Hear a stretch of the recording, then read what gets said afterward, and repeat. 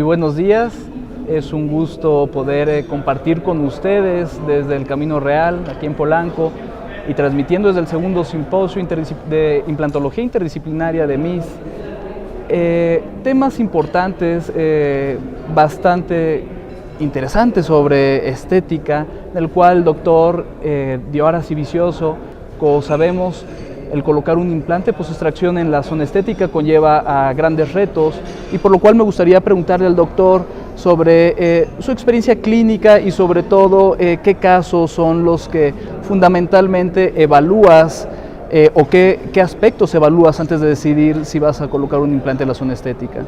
Chévere. Bueno, nada. Lo primero, antes que todo, es sumamente importante hablarle a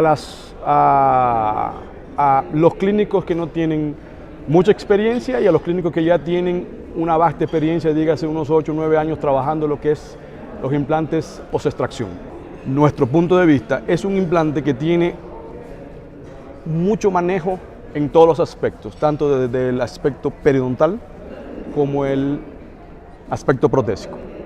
Y donde todo el mundo quiere tener una zona de transición lo más perfecta posible, sobre todo en el sector anterior, conlleva una serie de factores que tienen que ver mucho con la experiencia del que va a hacer el implante. Entonces, hablo al público que no tiene mucha experiencia, les digo, llevarse de la literatura clásica, esa línea del profesor Mauricio Araujo, en el cual divide las etapas. ¿Por qué? Porque tenemos mucho más probabilidad de cometer algún tipo de error cuando no tenemos mucha experiencia. Por ejemplo, la extracción es sumamente importante. Número 2, conocer la biología y cuáles son los cambios dimensionales que se producen cuando sacamos un diente.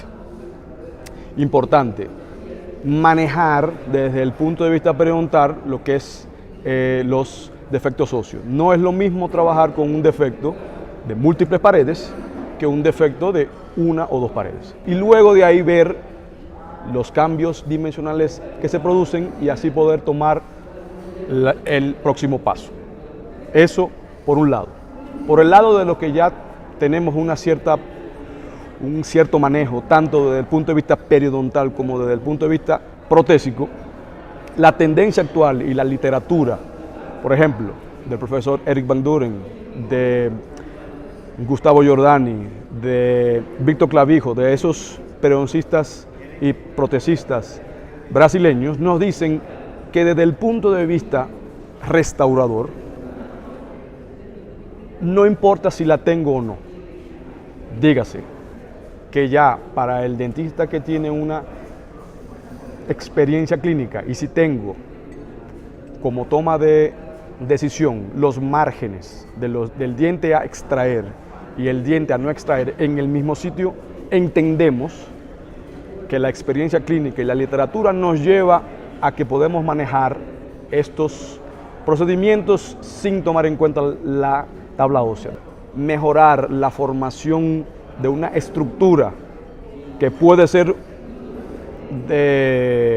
biológicamente considerada como tejido duro o una mezcla entre los dos, y hacer con que el tejido blando suba sobre el provisorio en esos primeros 3 meses de cicatrización del tejido blando, y cuando tengamos un margen gingival mejor o más cercano al estado gingival de su diente Adyacente, exacto, ahí entonces en la etapa de la prótesis final poder aumentar ese perfil exactamente en el contorno crítico, como nos habla el profesor Ernesto Lee. Y ahí tener una prótesis mucho más agradable y mucho más, transicionalmente hablando, mucho más atractiva.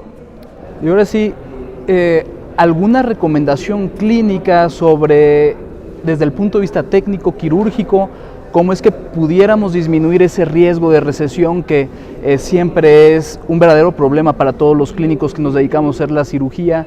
¿Algo que nos pudiera sugerir para disminuir el riesgo de estas recesiones alrededor de los implantes post-extracción? Lo principal, que el margen gingival se encuentre en la misma posición a esto. Si tengo un margen gingival diferenciado o apical o una recesión clínica en el diente a extraer de más de 3 milímetros, entonces tenemos que tener mucho cuidado. ¿Por qué? Porque clínicamente lo que se puede desplazar el margen son 3 milímetros. Más de 4, y tú lo sabes por tu experiencia, que no podemos desplazar ese margen.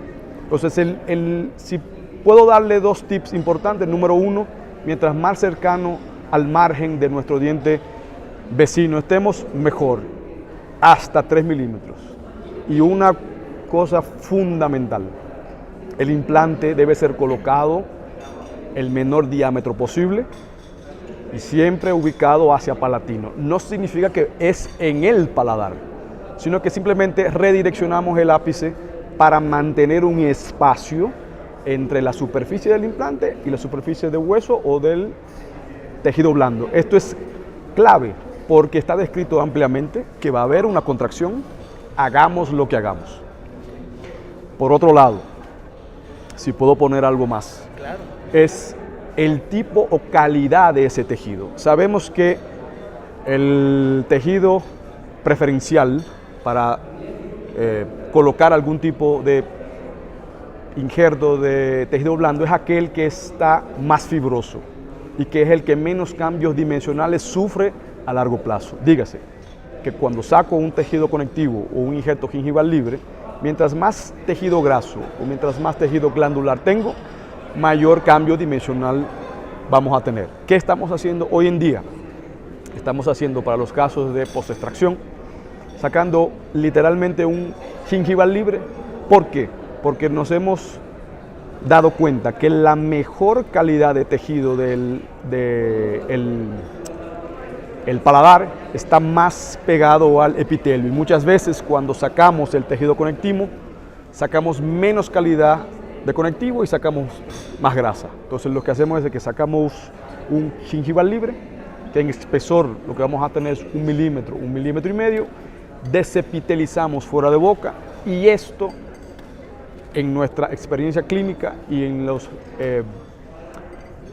el manejo histológico nos hemos dado cuenta que a largo plazo es mejor. Y si tengo un sobretejido en ese diente, yo entiendo que es mucho más predecible a largo plazo, que es lo que todos queremos, que ese implante mantenga el aspecto natural y de transición imperceptible. Excelente, y ahora sí, pues creo que con estas recomendaciones clínicas podemos orientarnos mucho mejor desde el punto de vista técnico y clínico. Y pues bienvenido a México. Muchas gracias por esta breve discusión. Un placer, Salvador. Un placer, Dios.